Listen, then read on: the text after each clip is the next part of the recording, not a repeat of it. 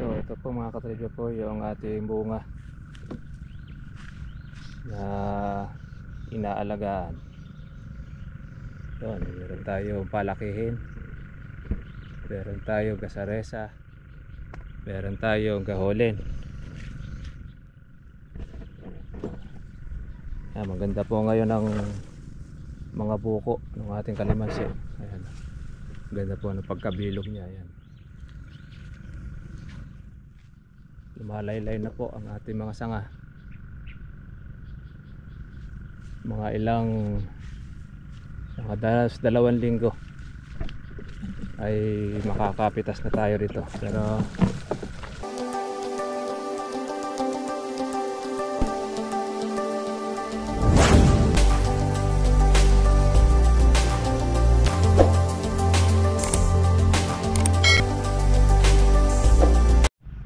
good morning po sa inyo mga katribya at welcome po sa aking YouTube channel. Kamusta na po kayong lahat? Ngayon pong umaga mga katribya, ito po ay last na po ng ating pag-spray sa ating pong kalamansi ngayong Mayo. Dahil kuwan na po mga katribya, hindi na po masyado pong marami po ang insekto po ngayon. Pero i-update lang po namin sa inyo mga katribya po yung ating sinubukan na seaweeds, foliar, tsaka po yung ating potas. Eto mga katribya po yung ating kalamansi. Ang ganda naman po pala mga katribya po ng epekto. Ayan, no. Yung po kanya pong dahon, ayan, nag mint green, tsaka po meron pong mga supang. Ayan, halos nasa 9 days yun pong mula ng ating spray nito mga katribya. Kaya nung mapatubigan mga ka-farmers, eto, nagluntian po yung ating mga kalamansi. Tapos yung ating pong pitasin, yung mga halawin ay lumaki. Yan. Maganda po mga katribya yung resulta. Nakapagpapalaki po siya ng bunga. Tapos yung pong dahon niya mga katribya po ay lumalapad. Ayan, o. O nga, ito yung halawin natin, o. Naging uno siya. Tsaka pampakapit ito mga katribya po nung ating mga bunga. Dapat pala ito po ay nagamit natin noong ito ay marami pong bulaklak, itong seaweeds, kasi lalaglag po yung mga maliliit na bunga po natin. Ito pong mga nakakaraan, kaya lang hindi pa po dumarating kasi kay ni Sir Marvin po yung kanyang seaweeds, kaya di pa natin nasubukan. Ngayon ay nakita po natin po yung resulta. Bagamat 9 na araw pa lang po itong ating kalamansi, pero kinakain na po na niya ng yung abono po natin, yung ating seaweeds. Yan, ito po, tayo po mga katribya po ay mag-i-spray ng ating pong kalamansi. Yan, meron po tayong punso. Itong punso natin nakakatulong din naman pala pagka po paglalagyan natin ng ating itong bomba.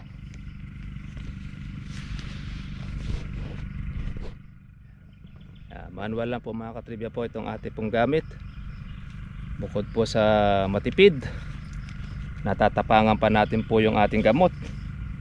At bukod po sa natatapangan pa natin yung ating gamot, ayun, nakakalibang din. Dahil syempre yung ating kalamansi, nakikita natin po yung bunga. Hindi po tayo nagmamadali kagaya ng power spray. Bagamat po yung power spray mga katribya, the best din siya, dahil hanggang sa loob ay kanya pong nai-spray, tinatamaan. Yun nga lang, makonsumo nga lang mga katribya po sa ating pong gamot. Tapos yung kailangan niya talaga medyo malaki-laki rin po ang budget o kapital ng ating pag-i-spray. Itong ating mga buko, ayan, mga bilog na, ay nakakatuwang tingnan dahil halos yung mga dulo ay okay. Kaya po ngayon pong tagulan mga katribya, talagang obligado talaga ang ating pong pag-aalaga. Yan po mga katribya po yung ating may kargadong seaweeds. Ayan, iba po ang dahon niya at malalaki. Ayan, at saka po maganda po yung kanyang pagka-berde. Ito kalananay, hindi po ito ginamitan ng seaweeds. May pagkakaiba po siya. Kumpara natin sa ating kalamansi. Tsaka po yung bunga niya malalaki na. Sabi nga ni Sir Marvin, pag gumamit po tayo ng ating seaweeds, mabilis lumaki po ang kalamansi. Mapapauna po siya ng halos mga 2 linggo mula po doon sa ating pong pag-spray o yung pagpalaki po ng kanyang bunga.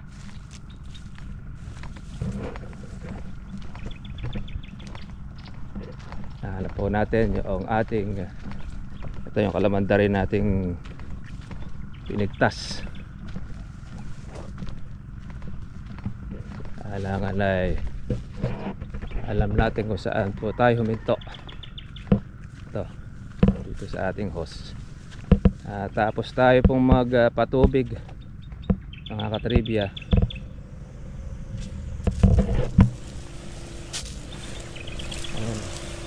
May mga buko, ang mga maliliit, ang dami, halos masa dulo.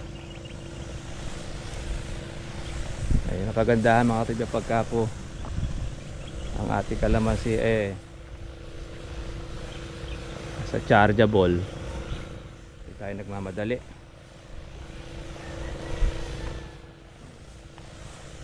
Ay yung ating bulaklak, ang nagagawang tulong ng seaweeds ay pampakapit para hindi siya maglugas o masira.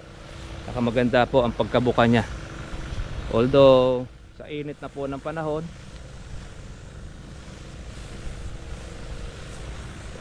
pagka po walang pagkain ng inyong kalamansi, mamulaklak man siya, hindi siya magtutuloy dahil mahina ang katawan.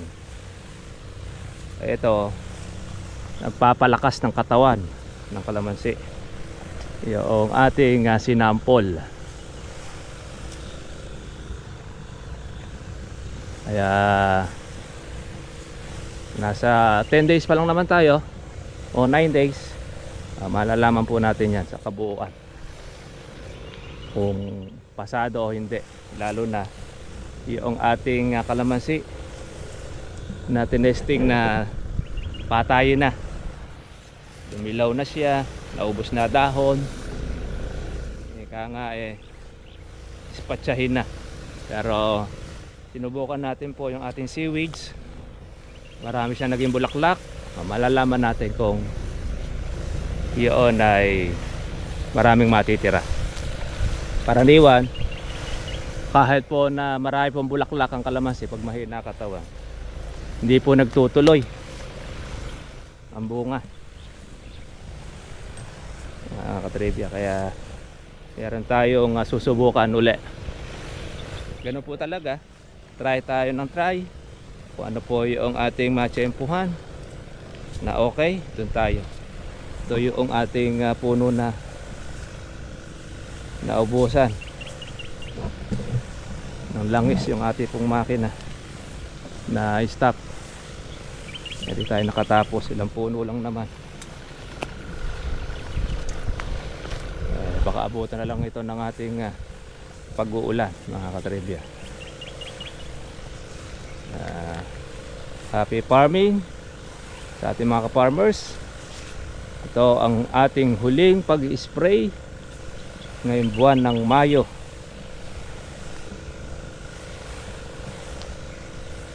Mas lalo pong maganda ang epekto ng ating foliar kapag ka po tayo nakapagpapatubig ng ating kalamansi, dahil mas mabilis ang kanyang pagkain.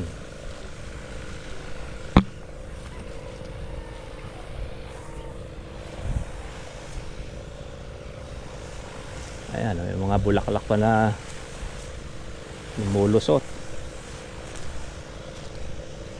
Ayan, mahahandle na po yan ng ating seaweeds.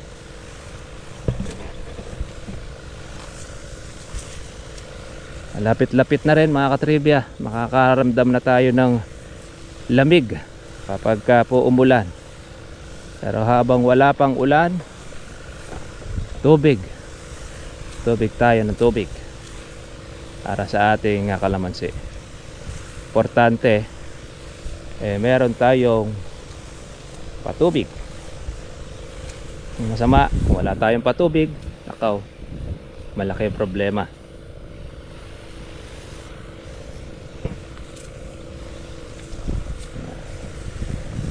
Panahon pa ngayon mga katribya po ng dapurak o yung white flies.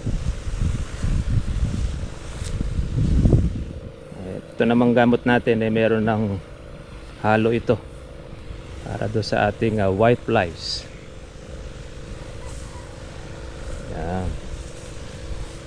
Kaya tsaga-tsaga lang mga katribya, hindi natin siya susukuan hanggat mapagtuloy natin ang ating bunga. O yan, meron tayong tanggalin na sangang tuyo. Ayan ang ating motivation sa ating mga katribya. Halimbawa nasira ang bunga ng kalamansi, continuous lang ang inyong pong pag-aalaga dahil para meron kang pambawi. Kaya in-stop natin ang alaga, stop din ang inyong pambawi. Ay pagka po nagtuloy ang bunga, malalaman naman natin magkano naman ang magiging presyo. Pero pinaka the best dyan, meron kang mapipitas, meron kang mahahalaw. Masaklap, mura na nga ang kalamansi, wala pang bunga ang kalamansi ninyo, wala tayong pambawi at panggastos. Yun ang advance pagka po nag-aalaga.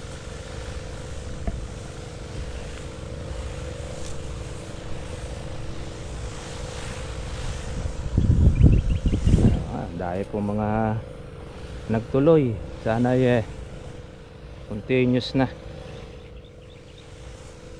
Marami ito. Yung ating pang June at saka July. Yung pang Mayo, palakihin na lang natin 15 hanggang 20. Pwede na siyang maging pera. Sa una nating gastos ay mababawi na niya, lalo na kung hindi po magbabago presyo sa ating kalamansi.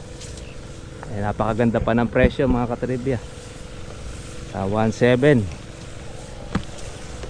Diba yata may kumukuha pa ng 1.8, depende doon sa size o laki ng kalamansi. At tayo naman mapalaki na natin yung ating bunga para masulit saka mabigat sa timbang. Ayan, sprayan po natin ng foliar para bumilis lumaki. Ayan o, lalaki na. Kaya meron tayong halawin mga katribya.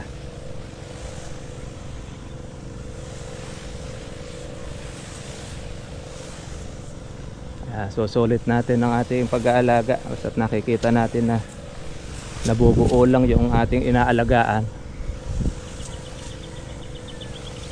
Sulit.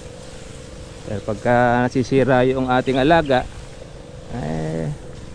nakakalungkot lang syempre, dahil nasira yung inyong inalagaan. Pero hindi ka naman nag-iisa. Ayun yung mga bunga natin meron tayong mahahalaw sa ating kalamansi. Lumalaki na siya.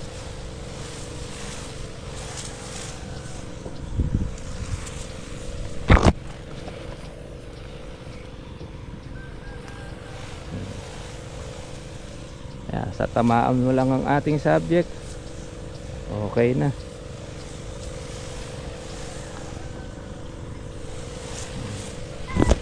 Yan, parang power spray din yung ating ginagamit.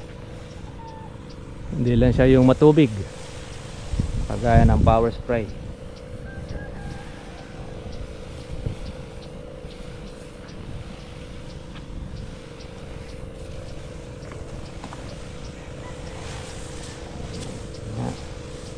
Ganda na po ng ating naalagaan. Walang ganong insekto eh. Dati-rati eh, maraming paro-paro ang ating kalamansi.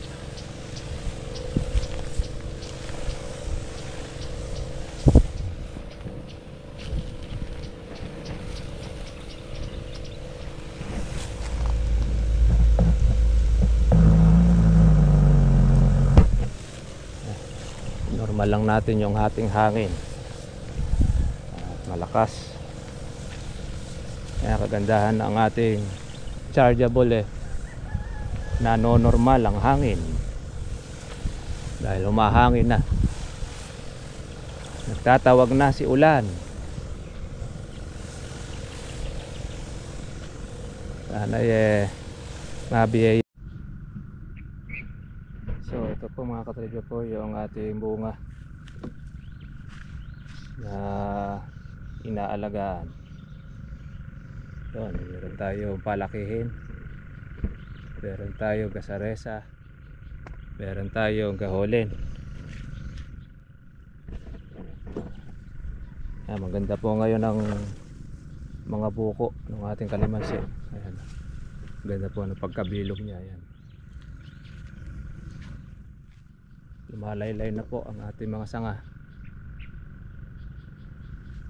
Mga ilang, mga 2 linggo ay makakapitas na tayo rito. Pero pwede na tayo mga katribe pong manghalaw itong ating kalamansi dahil meron na pong mga nauuna na pong mga malalaki.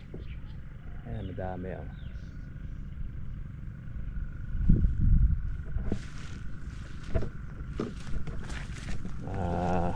Magaganda po ang mga bilog ng ating mga buko.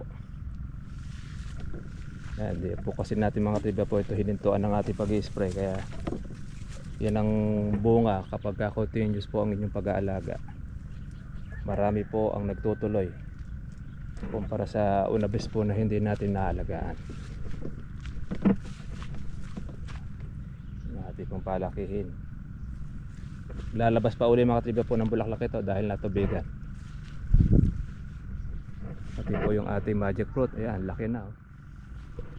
So mga katriba, dito na lang po ang ating pong vlog at mainita po ang panahon at mamayang hapon na lang po natin uulitin ang ating pong pag-spray para po sa ating bunga saka sa bulaklak. Ano mga katriba, God bless po sa inyo lahat. Kita natin po tayo bukas. Bye bye.